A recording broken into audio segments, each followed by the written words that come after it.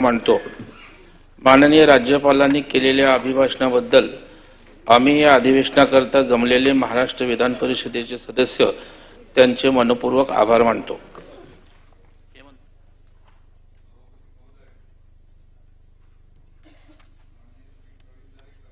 परिषद सदस्य यांनी मांडलेल्या आभार प्रदर्शनाच्या प्रस्तावास मी अनुमोदन देत आहे। विक्रम काळे।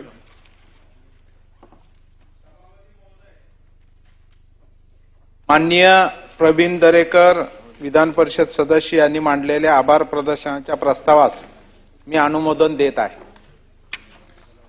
प्रस्ताव असा आहे की माननीय राज्यपालांनी केलेल्या अभिभाषणाबद्दल आम्ही या अधिवेशनाकरिता जमलेले महाराष्ट्र विधान परिषदेचे सदस्य त्यांचे मनपूर्वक आभार मानतो। माननीय राज्यपालांच्या अभिभाषणावरील चर्चा मंगळवार दिनांक 4 मार्च व बुधवार दिनांक 5 मार्च 2025 रोजी घेण्यात येईल। माननीय राज्यपालांच्या आभार प्रदर्शनाच्या प्रस्तावास एका सदस्यास 10 पेक्षा अधिक सुधारणा देता येत नाहीत अशी तरतूद महाराष्ट्र विधान परिषद नियम 59 मध्ये करण्यात आली आहे। त्यास अनुसरून सर्व विधान परिषद सदस्यांना असे कळविण्यात येते की ज्या सदस्यांना आभार प्रदर्शनाच्या प्रस्तावास सुधारणा द्यावयाच्या असतील त्यांनी सुधारणा कटाक्षाने सॉफ्ट कॉपी मध्ये ईमेल वरती सोमवार दिनांक 3 मार्च 2025 रोजी सायंकाळी 6:15 वाजेपर्यंत पोहोचतील या बेताने पाठवाव्यात। विहित वेळेत प्राप्त न झालेल्या किंवा ऑफलाईन पद्धतीने प्राप्त होणाऱ्या सुधारणा कार्यवाहीतून वगळण्यात येतील। तसेच सर्व विधान परिषद सदस्याकरता माननीय राज्यपालांच्या दिनांक 3 मार्च 2025 रोजीच्या अभिभाषणाची प्रत या सचिवालयाच्या www.mls.org.in या संकेतस्थळावर उपलब्ध करण्यात येत आहे। आभार प्रदर्शन प्रस्तावास सदस्याकडून देण्यात येणाऱ्या सुधारणांच्या पुस्तिकेचे वितरण सन्माननीय सदस्यांना त्यांच्यासाठी राखीव असलेल्या टपालखानाद्वारे माननीय राज्यपालांच्या अभिभाषणावरील चर्चेच्या पहिल्या दिवशी करण्यात येईल। याबाबतचे पत्रक भाग 2 या सचिवालयाच्या संकेतस्थळावर उपलब्ध करून देण्यात येईल।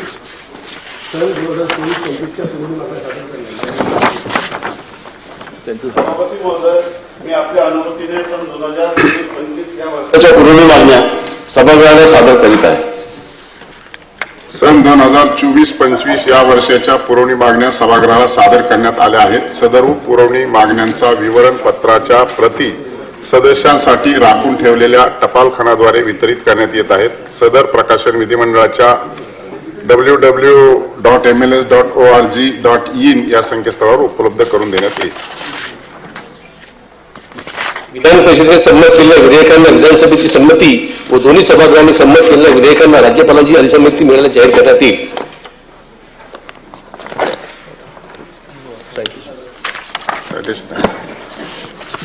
विधान परिषदेने संमत केलेल्या खालील विधेयकांना विधान परिषदेने संमत केलेल्या विधेयकांना विधानसभेची संमती व दोन्ही सभागृहांनी संमत केलेल्या विधेयकांना राज्यपालाची अधिसंमती मिळाल्यासंबंधीची यादी सचिव वाचून दाखवतील। विधान परिषदेने संमत केलेल्या खालील विधेयकांना विधानसभेची संमती मिळाली। 1. सन 2024 ची विधान परिषद विधेयक क्रमांक 9 महाराष्ट्र राज्य कौशल्य विद्यापीठ दुसरी सुधारणा विधेयक 2024। 2. सन 2024 ची विधान परिषद विधेयक क्रमांक 10 महाराष्ट्र सार्वजनिक ग्रंथालय सुधारणा विधेयक 2024। 3.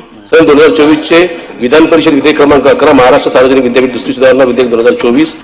4. सन 2024 चे विधान परिषद विधेयक क्रमांक 12 महाराष्ट्र खाजगी विद्यापीठ स्थापना विनियमन सुधारणा दुसरी सुधारणा विधेयक 2024। खालील विधेयकांना राज्यपालांची अधिसंमती मिळाली। 1. सन 2024 चे विधानसभा विधेयक क्रमांक 22 महाराष्ट्र जिल्हा परिषद व पंचायत समिती राज्य विधानसभेच्या आगामी सार्वत्रिक निवडणुकांमध्ये विवक्षित जिल्हा परिषदांचे अध्यक्ष उपाध्यक्ष व त्यांच्या विषय समित्यांचे सभापती आणि विवक्षित पंचायत समित्यांचे सभापती व उपसभापती पदांच्या निवडणुका तात्पुरत्या पुढे ढकलणे विधेयक 2024। 2. सन 2024 चे विधानसभा विधेयक क्रमांक 23 महाराष्ट्र नगर परिषद नगरपंचायती व औद्योगिक नगरी सुधारणा विधेयक 2024। 3. सन 2024 चे विधानसभा विधेयक क्रमांक 24 श्री सिद्धिविनायक गणपती मंदिर विश्वस्त व्यवस्था प्रभादेवी सुधारणा विधेयक 2024। 4. सन 2024 चे विधानसभा विधेयक क्रमांक 26 महाराष्ट्र शासकीय कर्मचाऱ्यांच्या बदल्यांचे विनियमन आणि शासकीय कर्तव्य पार पाडताना होणाऱ्या विलंबास प्रतिबंध सुधारणा विधेयक 2024। 5. सन 2024 चे विधानसभा विधेयक क्रमांक 27 महाराष्ट्र धारण जमिनी तुकडे पाडण्यास प्रतिबंध करण्याबाबत व त्यांचे एकत्रीकरण करण्याबाबत सुधारणा विधेयक 2024। 6. सन 2024 विधानसभा विधेयक क्रमांक 28 महाराष्ट्र प्राचीन स्मारके व पुराणवस्तुशास्त्र विषयक स्थळे व अवशेष सुधारणा विधेयक 2024. 7. सन 2024 विधानसभा विधेयक क्रमांक 29 हैदराबाद इनामी व रोख अनुदान रद्द करण्याबाबत सुधारणा विधेयक 2024. 8. सन 2024 विधानसभा विधेयक क्रमांक 30 महाराष्ट्र वस्तू व सेवा कर सुधारणा विधेयक 2024. 9. सन 2024 विधानसभा विधेयक क्रमांक 31 महाराष्ट्र मुद्रांक सुधारणा विधेयक 2024. 10. सन 2024 विधानसभा विधेयक क्रमांक 32 महाराष्ट्र मूल्यवर्धित कर सुधारणा व विधी ग्राह्यकरण विधेयक 2024. 11. सन 2024 विधानसभा विधेयक क्रमांक 35 महाराष्ट्र तृतीय पुंडी विनियोजन विधेयक 2024. 12. सन 2024 विधानसभा विधेयक क्रमांक 36 महाराष्ट्र राष्ट्रीय विद्यापीठ सुधारणा विधेयक 2024. सभापतींनी सभापती तालिका निश्चित करणे. महाराष्ट्र विधान परिषद नियम 8च्या पोटम नियम 1 अन्वये मी खालील सदस्यांची सभापती तालिकेवर नामनियुक्ती करतोय. श्री निरंजन डावखरे, श्रीमती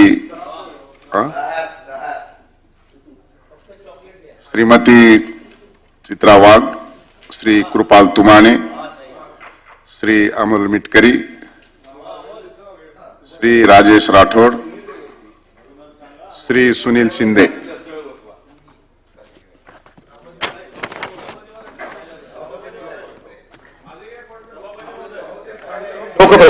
शोक प्रस्ताव आहे ना.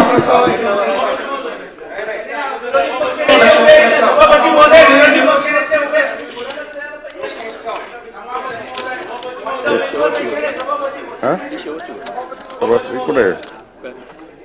माझा प्रस्ताव कुठे ह्याच्यात दिलाच नाही त्यांनी, मोठ्या अक्षरात लिहिला होता तो.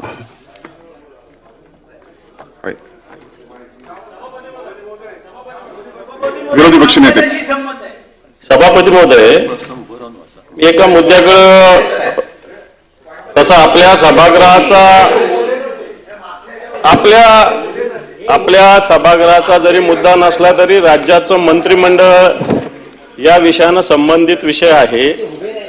राज्याचे एक मंत्री असणारे कृषी मंत्री यांना शोक प्रस्ताव आहे. नाही, मी शोक प्रस्तावाच्या आधी मी बोलू द्यायची विनंती केली आपल्याला.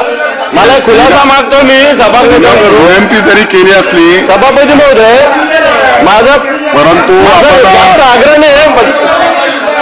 अधिवेशनाच्या पहिल्या सभापती महोदय, विधानसभेच्या सदस्याच्या संदर्भातला विषय आहे तो खालच्या सभागृहात होईल ना, माझा जास्त आणि आपल्याला आग्रह बोलायचं नाही. असल्यास उद्या बोलता येईल. सभागृहाच्या नेत्यांनी खुलासा केला तरी चालेल. माझं म्हणणं असं आहे की एक मंत्री, कृषी माननीय विरोधी मंत्री पक्ष यांना नेते शिक्षा आपल्याला हा झालेली आहे. प्रस्ताव एका मंत्र्याला शिक्षा झालेली मानता आहे येईल. आणि या शिक्षेला कोणत्याही प्रकारची स्थगिती आतापर्यंत नाही. 2 वर्षाची शिक्षा झालेली आहे. तर सरकारची याच्यात भूमिका काय? सरकारची याच्यात भूमिका काय? जरा सभागृहाने सरकारने जर पाहिजे होता. आपण मी शोक प्रस्तावानंतर बोलतोय ना, म्हणून मी आपली परवानगी मागितलेली आहे. परंतु एका मंत्र्याला शिक्षा झालेली आहे. सभापती महोदय, विरोधी पक्ष नेते, आपण जो प्रस्ताव मांडला आहे ते विधानसभेत आपण जी काही सूचना किंवा जी काही इन्फॉर्मेशन आपण सभागृहाला ज्ञात करून देत आहात ते सन्माननीय सदस्य आणि मंत्री खालच्या सभागृहाचे आहे. तो विषय खालच्या सभागृहात येईल आणि त्यानंतर आपल्याला देखील दोन्ही हाऊसचा मंत्री असतो, परंतु सदस्य खालच्या सभागृहाचे असल्या कारणानं आपल्याला हा विषय दुसऱ्या आयुधाच्या मार्फत देखील मांडता येईल. सभागृहाचे नेते उपस्थित आहेत.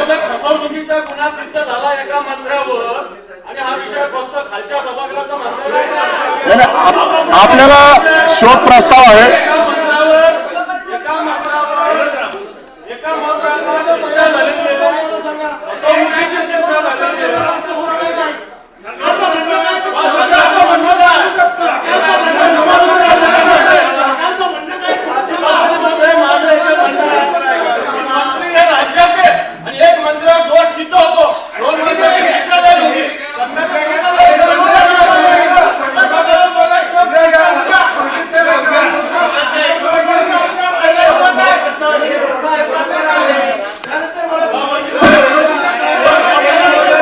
मला वाटतं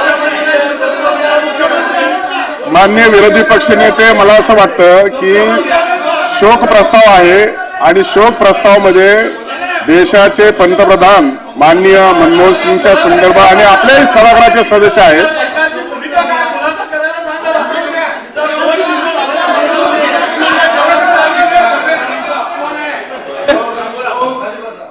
सभापती महोदय, खरं म्हणजे देशाचे माजी पंतप्रधान आणि ज्येष्ठ नेते या देशामध्ये ज्यांनी मोठ्या प्रमाणात आर्थिक सुधारणा केल्या अशा मनमोहन सिंगजींच्या शोक प्रस्तावाच्या दिवशी असा गोंधळ होईल असं वाटलं नव्हतं. तथापि माननीय विरोधी पक्षनेत्याला मी एवढंच सांगू इच्छितो की आपण मंत्री महोदयांच्या संदर्भात जे मांडता आहात त्या संदर्भात कोर्टाने सुनावणी पूर्ण केलेली आहे आणि क्लोज फॉर ऑर्डर ठेवलेला आहे. त्यांची ऑर्डर आल्यानंतर त्याच्यावर निर्णय सभागृह किंवा राज्यपाल घेतील. मी पुढील प्रमाणे शोक प्रस्ताव मांडत आहे. डॉक्टर मनमोहन गुरमुख सिंग, भारताचे माजी पंतप्रधान, सर्वश्री घनश्याम नारायण दुबे, नारायण श्रीपाद वैद्य व सुभाष रामचंद्र चव्हाण, माजी विधान परिषद सदस्य यांच्या दुःखद निधनाबद्दल हे सभागृह अतीव दुःख व्यक्त करते.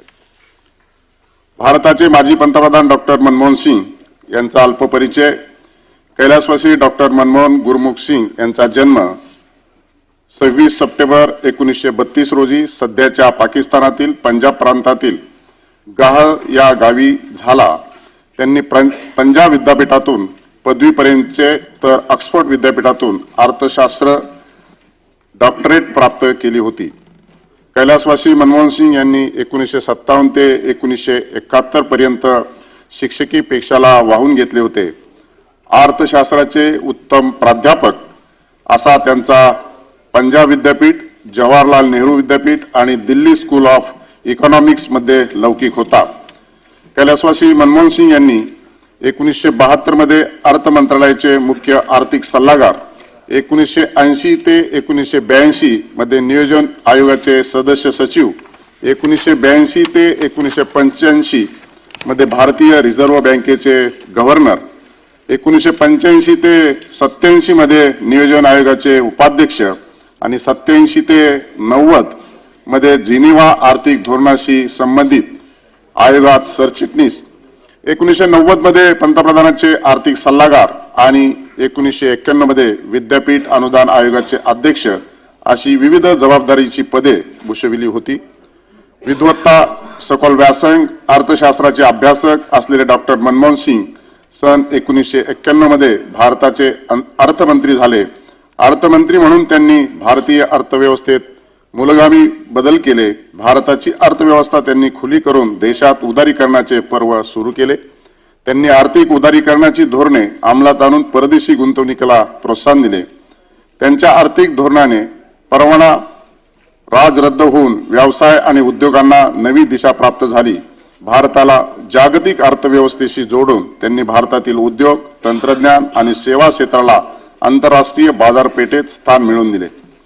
अणुशक्तीचा शांततामय उपयोगासाठी भारत आणि अमेरिका या दोन देशात अणुकरार करून भारताच्या सामूहिक ताकदीसाठी मोलाचा हातभार लावला. त्यांच्या काळात महात्मा गांधी राष्ट्रीय रोजगार हमी योजना, माहितीचा अधिकार, शिक्षणाचा अधिकार, कोणीही भूकबळी ठरू नये यासाठी अन्न सुरक्षा कायदा, भूसंपादन कायदा अस्तित्वात आले. खऱ्या अर्थानं ते भारतातील आर्थिक सुधारणेचे जनक होते. कैलासवासी मनमोहन सिंग 1991 पासून तब्बल 6 वेळा राज्यसभेचे सदस्य म्हणून निर्वाचित झाले होते आणि 1998 ते 2004 या काळात ते राज्यसभेतील विरोधी पक्षनेते होते. सन 2004 ते 2014 या काळात त्यांनी भारताचे पंतप्रधान पद भूषविले होते. त्यांच्या कार्याचा गौरव म्हणून भारत सरकारने सन 1987 मध्ये पद्मविभूषण पुरस्कार देऊन त्यांना गौरविण्यात आले होते. केम्ब्रिज विद्यापीठाचा ॲडम स्मिथ पुरस्कार, एशिया ॲनी अवॉर्ड, युरो मनी अवॉर्ड, जवाहरलाल नेहरू जन्मशताब्दी पुरस्कार अशा अनेक पुरस्कारांनी त्यांना सन्मानित करण्यात आले होते. अशा या भारतीय अर्थव्यवस्थेच्या सुधारणा पर्वाचे अर्धायू विद्वत्ता आणि विनम्रता यांचा अमाप मिलाप असलेल्या अजातशत्रू व्यक्तिमत्वाचे गुरुवार दिनांक 26 डिसेंबर 2024 रोजी दुःखद निधन झाले. श्री घनश्याम राजनारायण दुबे माजी विधान परिषद सदस्य यांचा अल्पसा परिचय. कैलासवासी घनश्याम राजनारायण दुबे यांचा जन्म 15 जुलै 1951 रोजी झाला. त्यांचे शिक्षण इंटर पर्यंत झाले होते. कैलासवासी दुबे यांनी कुस्ती विद्यालयाचे संस्थापक, मुंबई शहर तालीम संघ तसेच महाराष्ट्र राज्य कुस्तीगीर परिषदेचे सदस्य म्हणून उत्तम कार्य केले होते. हे उत्तर भारतीय महामंडळ तसेच उत्तर भारतीय विकास समितीचे अध्यक्ष होते. मुंबईतील अनेक सामाजिक संस्थांशी त्यांचा निकटचा संबंध होता. घनश्याम दुबे शिक्षण संस्थेच्या माध्यमातून त्यांनी अनेक गरजू विद्यार्थ्यांना शिक्षणासाठी आर्थिक मदत केली होती. कैलासवासी दुबे सन 1990 मध्ये महाराष्ट्र विधान परिषदेवर निर्वाचित झाले होते. अशा या ज्येष्ठ समाजसेवकाचे मंगळवार दिनांक 31 डिसेंबर 2024 रोजी दुःखद निधन झाले. श्री नारायण श्रीपाद वैद्य माजी विधान परिषद सदस्य यांचा परिचय. कैलासवासी नारायण श्रीपाद वैद्य यांचा जन्म 17 डिसेंबर 1930 रोजी पुणे जिल्ह्यातील भोर तालुक्यात नसरापूर येथे झाला. त्यांचे शिक्षण BSc पर्यंत झाले होते. कैलासवासी वैद्य यांनी पिंपरी चिंचवड नवनगर विकास प्राधिकरणाचे अध्यक्ष, महाराष्ट्र राजबंदी न्याय आंदोलन समितीचे अध्यक्ष, महाराष्ट्र मानवी हक्क परिषदेचे सरचिटणीस, संपदा बँकेचे संचालक म्हणून उत्तम कार्य केले होते. त्यांनी कैलासवासी रामभाऊ म्हाळगी प्रबोधिनी संस्थेचे कोषाध्यक्ष, दीनदयाळ संशोधन संस्थेचे चिटणीस म्हणूनही कार्य केले होते. कैलासवासी वैद्य यांनी सन 1968 ते 1985 या कालावधीत पुणे महानगरपालिकेचे सदस्य तर 1975 ते 76 मध्ये पुणे शहराचे उपमहापौर म्हणूनही कार्य केले होते. ते सन 1984 ते 1990 या कालावधीत पुणे विभागाचे पदवीधर मतदारसंघातून महाराष्ट्र विधान परिषदेवर निर्वाचित झाले होते. अशा या ज्येष्ठ समाजसेवकाचे गुरुवार दिनांक 16 जानेवारी 2025 रोजी दुःखद निधन झाले. श्री सुभाष रामचंद्र चव्हाण माजी विधान परिषद सदस्य. कैलासवासी सुभाष रामचंद्र चव्हाण यांचा जन्म 15 ऑगस्ट 1947 रोजी सिंधुदुर्ग जिल्ह्यात मालवण तालुक्यातील धामापूर येथे झाला. त्यांचे शिक्षण BDC MSc पर्यंत झाले होते. कैलासवासी चव्हाण यांनी सुरुवातीच्या काही काळ शासकीय नोकरी केली. त्यांनी प्रियदर्शनी विश्वस्त मंडळाचे अध्यक्ष, चर्मकार क्रांतिकारक युवक संघ तसेच सुशील कुमार शिंदे टेक्निकल कॉलेजचे संस्थापक सदस्य म्हणून उत्तम कार्य केले होते. महाराष्ट्र चर्मोद्योग विकास महामंडळाचे संचालक म्हणून त्यांनी काम केले होते. सिंधुदुर्ग जिल्ह्यातील धामापूर हे पर्यटन क्षेत्र विकसित करण्यासाठी त्यांनी विशेष असे योगदान दिले होते. सिंधुदुर्ग जिल्ह्यातील अनेक सामाजिक संस्थांशी त्यांचा निकटचा संबंध होता. कैलासवासी चव्हाण सन 2008 मध्ये नामनियुक्त सदस्य म्हणून महाराष्ट्र विधान परिषदेवर निर्वाचित झाले होते. विधानमंडळाच्या अनेक समित्यांवर त्यांनी कार्य केले होते. अशा या ज्येष्ठ समाजसेवकाचे गुरुवार दिनांक 27 फेब्रुवारी 2025 रोजी दुःखद निधन झाले. कृपया सदस्यांनी आपल्या स्थानावर उभा राहून 2 मिनिटे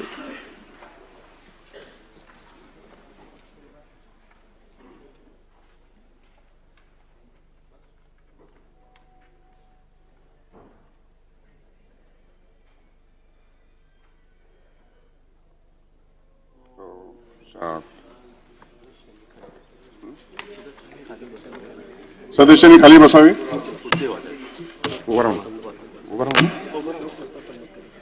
शोक प्रस्ताव संमत करण्यात आला आहे. प्रस्तावाची एक प्रत विधानमंडळाचे स्मृतीपत्र शोकाकुल कुटुंबियाकडे पाठवण्यात येईल. सभागृहाची बैठक स्थगित होत आहे. मंगळवार दिनांक 4 मार्च 2025 रोजी दुपारी 12 वाजता सभागृहाची बैठक भरेल.